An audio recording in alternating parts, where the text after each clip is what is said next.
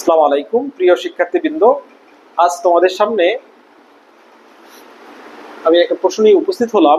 এই সলিউশনটা আমরা দুইটা প্রক্রিয়ায় করতে পারি, একটা হলো রূপান্তর প্রক্রিয়া, অপরটা হলো নিউটনের সূত্রের মাধ্যমে। আজকে আমি এই প্রবলেমটা তোমাদেরকে নিউটনের সূত্রের মাধ্যমে সলভ করে দেখাই। এই প্রবলেমটা সলভ করতে হলে বেশ কয়েকটা টার্ম সম্পর্কে তোমাদের একটু সজাগ থাকতে হবে এবং নিউটনের সূত্রটা জানতে হবে। প্রথমে আমি নিউটনের সূত্রটা তোমাদের সামনে উপস্থাপন করছি। দেখো নিউটনের সূত্রটা কি। নিউটনের সূত্রটা হলো Sn plus Sn-1 P1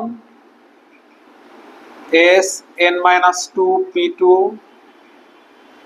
plus dot dot nPn is equal to 0। এখন তোমাদের মনে মনে একটা বিষয় জাগতে পারে যে মনে, সেটা হলো এস এবং পি এর পরিচয়টা কি। হ্যাঁ, এখানে এস এবং পি এর পরিচয়টা আমি তোমাদেরকে বলছি।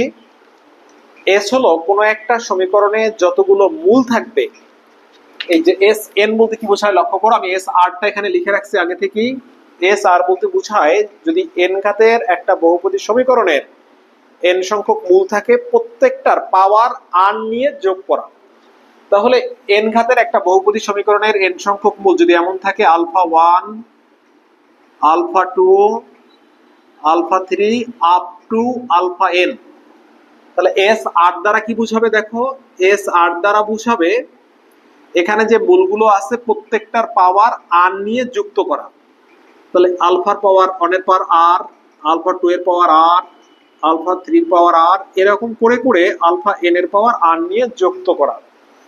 তাহলে পরবর্তী প্রশ্ন তোমাদের হতে পারে যে পি এর পরিচয় কি। দেখো এখানে শুরু হয়েছে পি অন দ্বারা। পি এর পরিচয় হলো এই যে কোনো একটা সমীকরণের এন ঘাতের একটা বহুপদী সমীকরণের এন মাইনাস অন ঘাতের যে সহগ সেটাকে আমরা পি অন বলি, এন মাইনাস টু ঘাতের সহগটাকে আমরা পি টু বলি।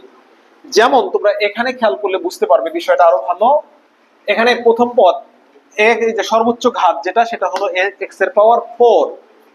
এখানে সর্বোচ্চ ঘাত এক্স এর পাওয়ার যদি 4 হয়, তাহলে এক্স এর পাওয়ার 4 হলে পি অন হবে দ্বিতীয় পদের সহগ, পি টু হবে 3 নম্বর পদের সহগ, পি ফোর হবে এই যে P1 P2 P3 হবে 4 নম্বর পদের সহগ, P5 হবে 5 নম্বর পদের সহগ।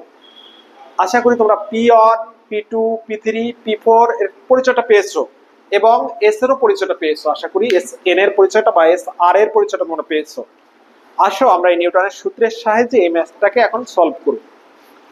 এই ম্যাথটাকে সলভ করতে গেলে প্রথমে যে সমীকরণটা দেয়া আছে আমরা সেটা তুলবো, লিখবো প্রদত্ত সমীকরণ। প্রদত্ত সমীকরণ লিখে সমাধান দিয়ে লিখবো প্রদত্ত সমীকরণ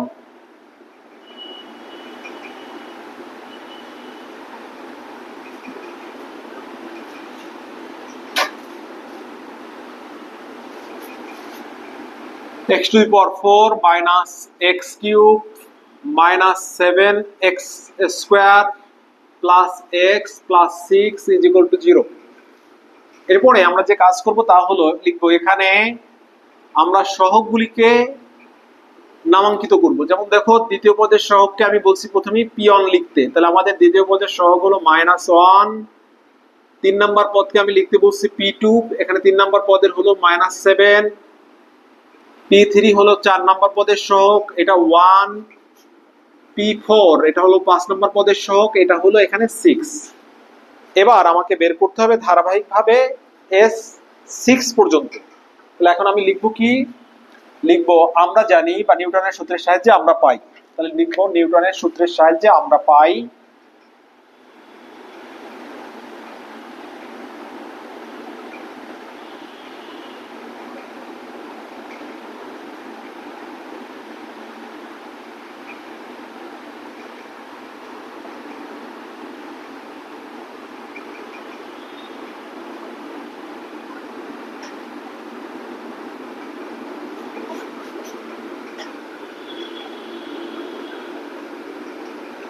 নিউটনের সূত্রের সাহায্যে আমরা কি পাই লক্ষ্য করিও।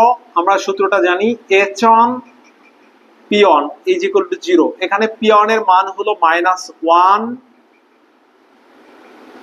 এখান থেকে আমরা লিখতে পারি s on is equal to 1। এরপর আমাকে বের করতে হবে S2।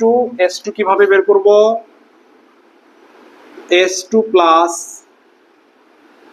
S1 P1 plus 2P2 is equal to 0।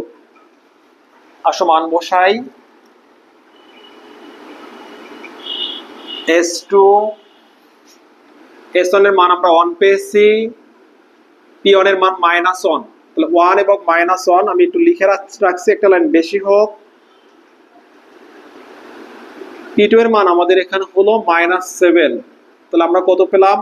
-14 -1 -15।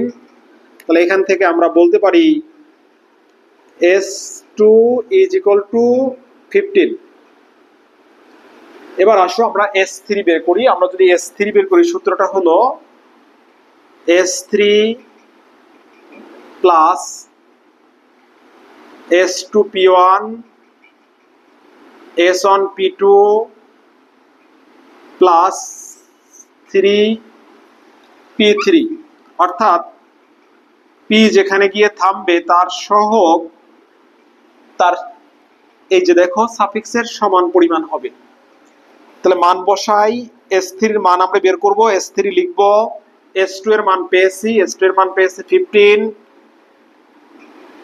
P1 এর মান পেয়েছি -1, S1 এর মান পেয়েছি 1, P2 এর মান পেয়েছি -7, P3 এর মান পেয়েছি আমরা 1। আসো আমরা হিসাব করে দেখি কত হয়। এখানে 15 আর 7 যোগ করলে হয় 22, 22 থেকে 3 যদি চলে যায় তাহলে থাকবে 19, 19 থাকবে মাইনাসের, তাহলে S3 মাইনাসের 19 ডান পাশে গেলে +19 হয়ে যাবে। তাহলে এটা হলো আমাদের S3 এর মান। এরপরে আমি বের করব S4 এর মান। S4 এর সূত্র হলো S4 plus S3 P1 plus S2 P2 plus S1 P3। এখন দেখো আমার হাতে P4 আছে, তাহলে এটাকে গুণ করতে হবে 4 দ্বারা। যখন থাকবে না তখন আর গুণ করার প্রশ্ন আসবে না। আসো মানগুলি বসাই। এখানে S4 এর জায়গায় S4 থাকলো, যেহেতু এটার মান আমরা বের করব। এটার মান 19 -1 plus 15 -7 plus 1 into 1 plus 4 into 6 is equal to 0। তোমরা আমাকে একটু হিসাব করে হেল্প করো। এখানে যদি আমরা হিসাব করি কি আসছে দেখো, এই -19 আর হলো 105, 105 হলে 124 হয়। এই দুটাকে যোগ করলে মাইনাসের 124 আর প্লাসে হলো 25, তাহলে হয় -99। S4 ইজ ইকুয়াল টু, এটাকে ডান পাশে দিলে হবে +99। এরপর আমরা বের করব S5। S5 এর সূত্রটা হলো S5 plus S4 P1 S3 P2 S2 P3 S1 P4। এখন প্রশ্ন হলো P5 এ যেতে পারবো কিনা। না, P5 এখানে দেখো P5 এখন অস্তিত্ব নেই, তাহলে P5 এ যেহেতু যেতে পারবো না, 5 দ্বারা এটাকে গুণ করার প্রশ্নই ওঠে না। তাহলে আসলে লজিক্যালি মানটা বসাই। S5 বসালাম, এখানে পেলাম 99 -1 প্লাস এটার মান পেয়েছিলাম 19 -7, এটার মান পেয়েছিলাম 15 into 1 plus 1 into 6 is equal to 0।